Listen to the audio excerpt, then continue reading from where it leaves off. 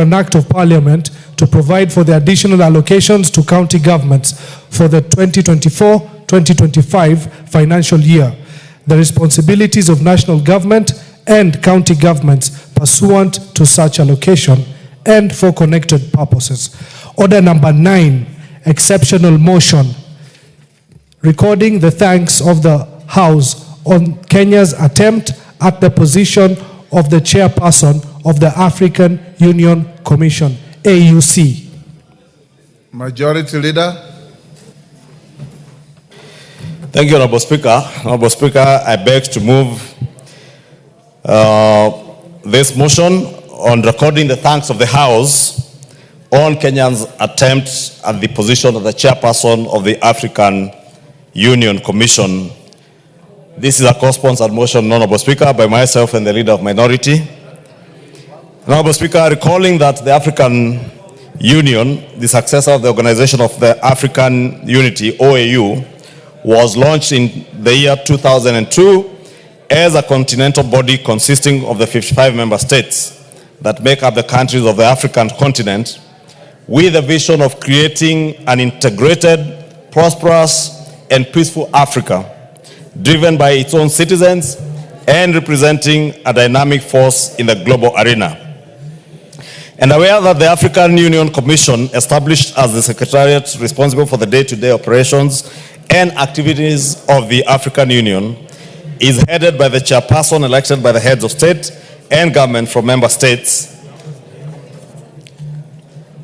And further recalling that on the 27th February 2024, Kenya formally announced that the former Prime Minister, the Right Honorable Raila Amolo Odinga, EGH, would be vying for the position of the chairperson of the African Union Commission, building on his previous service as the African Union Special Envoy for Infrastructure Development in Africa from the year 2018 to 2023. Further appreciating that in recognition of the immense Pan-African ideals embodied in the candidacy of the Right Honorable Raila Amolo Odinga, his dedication and leadership in advancing the cause of the African continent through various initiatives and positions held over the years, including his previous service as the African Union Special Envoy for Infrastructure Development in Africa from the year 2018 to 2023, His Excellency the President endorsed the Right Honorable Raila Odinga as Kenya's candidate for the chairperson of the African Union Commission. Noting that the Right Honorable Raila Odinga's candidacy for the position of the chairperson of the African Union Commission was not only his personal ambition, but also as a symbol of Kenya's deep commitment to the goals of the African Union and its desire to actively participate in shaping the continent's future. Commending the government of Kenya, led by His Excellency the President William Ruto, for the Pan-African campaign in support of the Right Honorable Raila Odinga, reinforced by Kenya's commitment to regional and continental integration and cooperation, and guided by Kenya's foreign policy.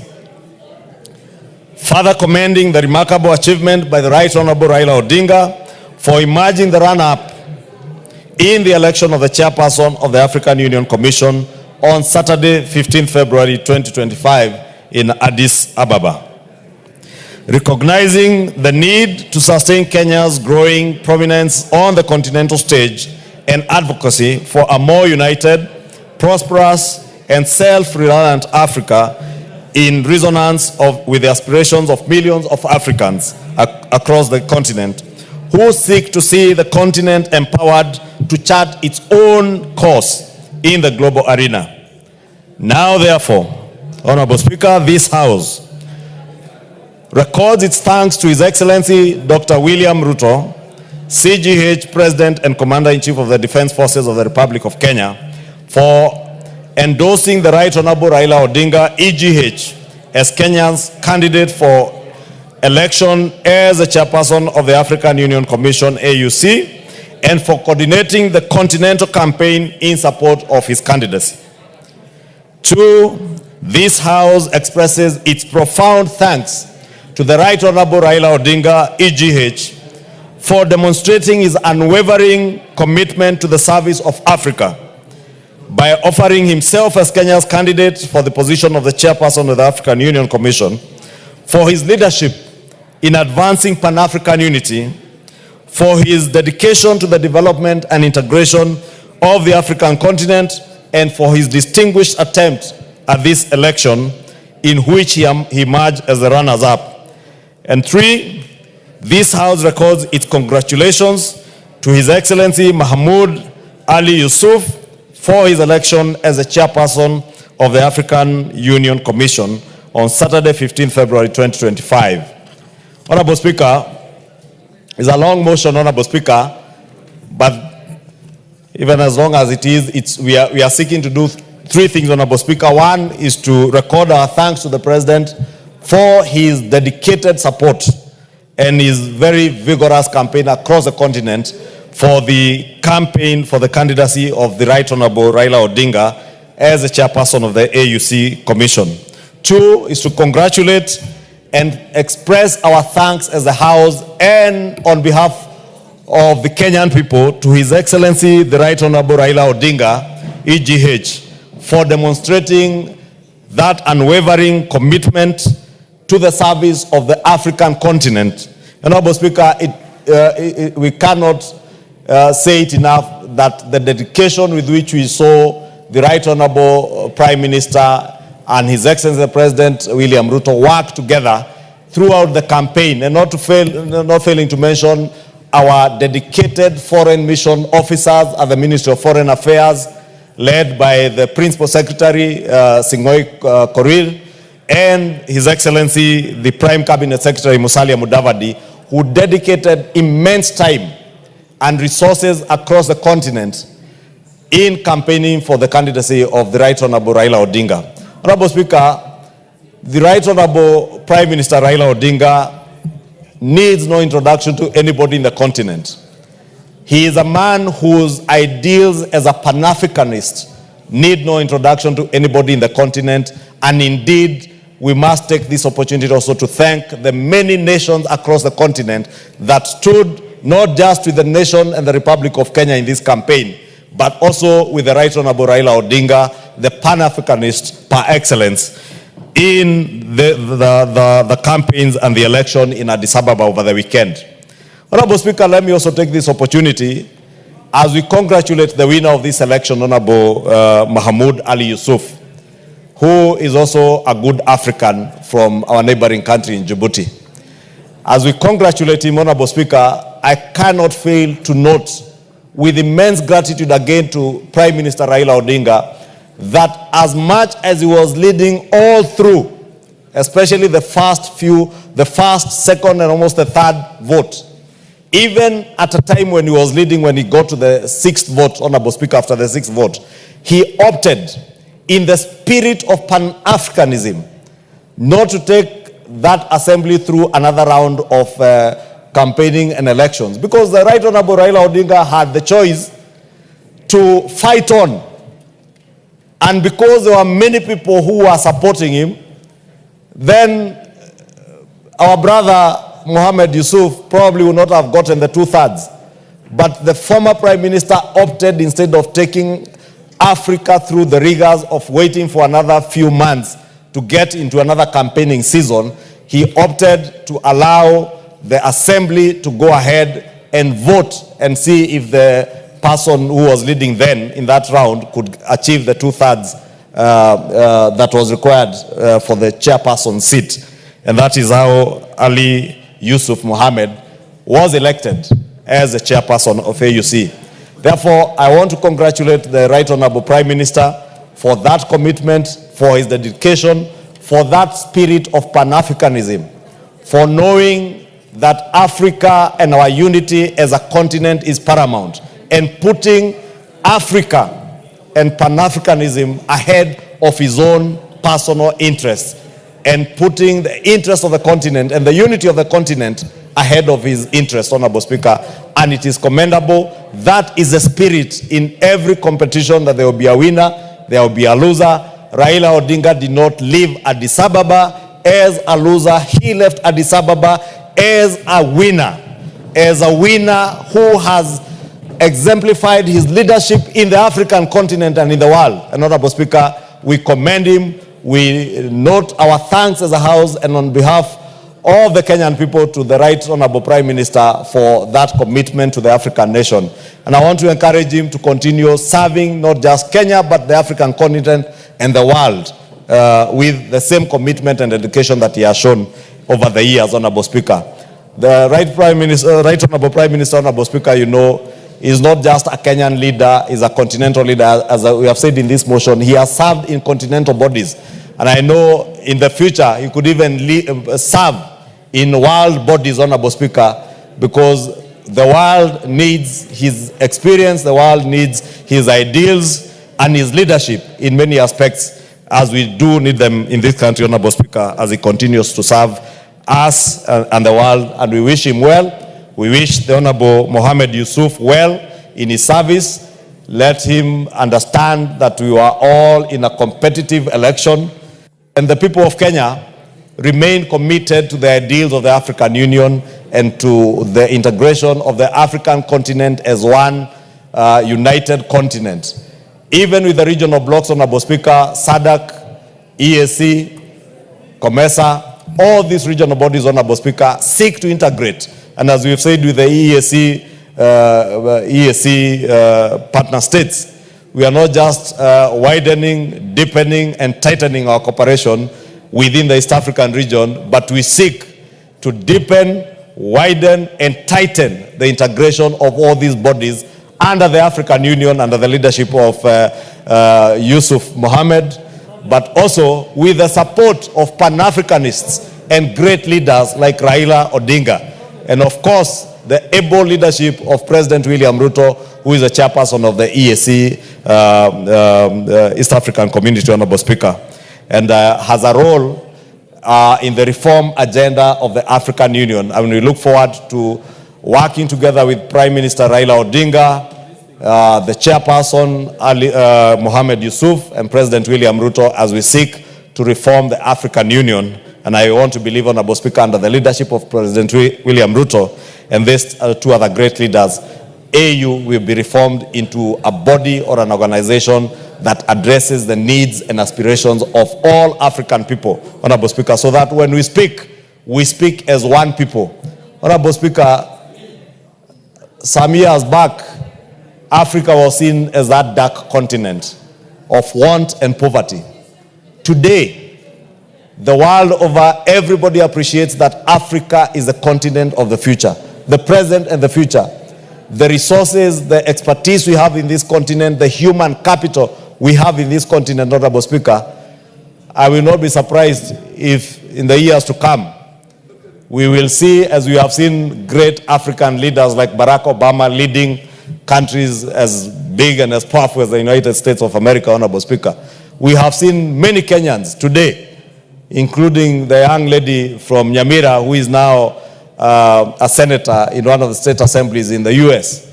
We have seen Kenyans of Somali origin become congressmen and women in the US, become senators in the US, Honorable Speaker, because Africa is the future of the world. Honorable Speaker, with the resources that we have in human capital, with an aging population in the Americas, in the West, in Asia, and the Far East, Honorable Speaker, and with our emerging and very productive and very well-educated youth, we are here to conquer the world.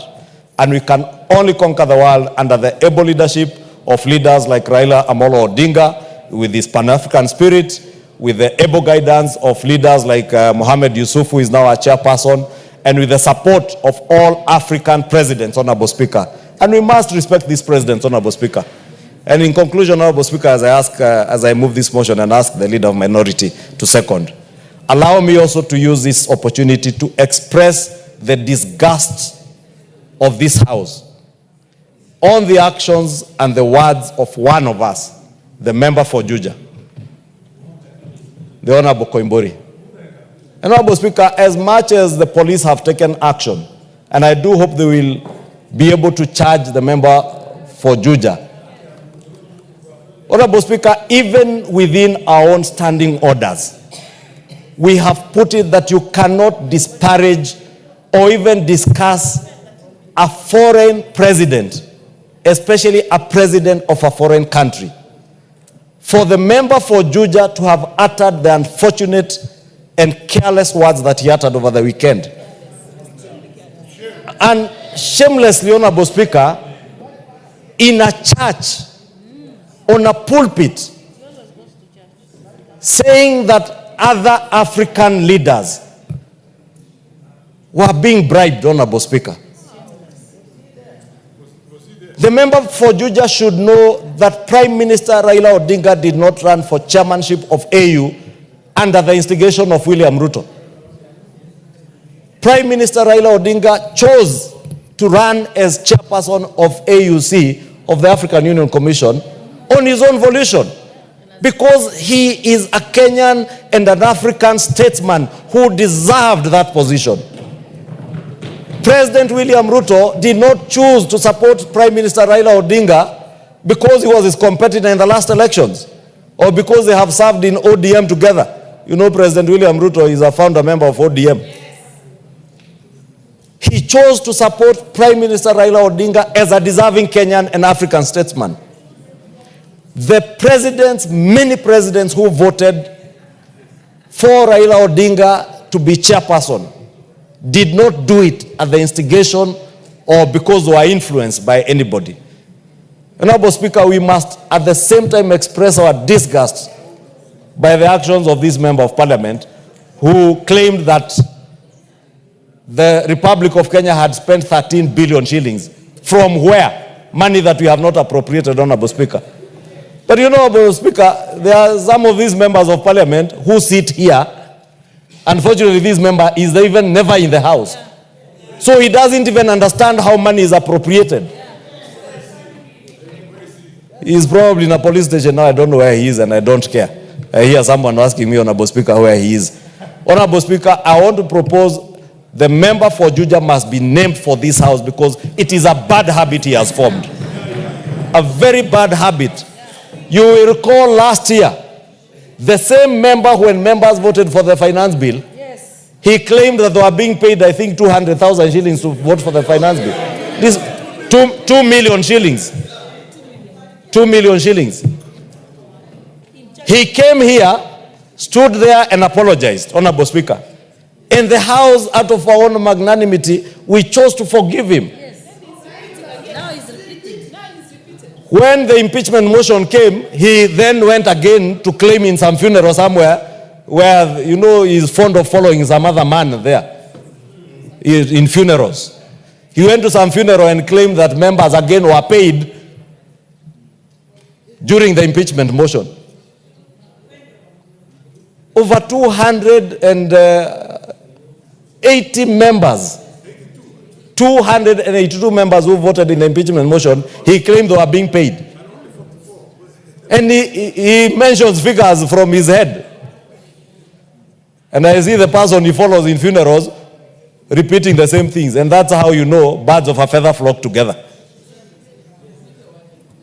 Honorable Speaker, now he has moved from members of parliament on the finance bill, impeachment motion, to heads of state of friendly countries. We cannot and we must not allow that kind of habit to take root in this house, and we must take action. And I want to invite us.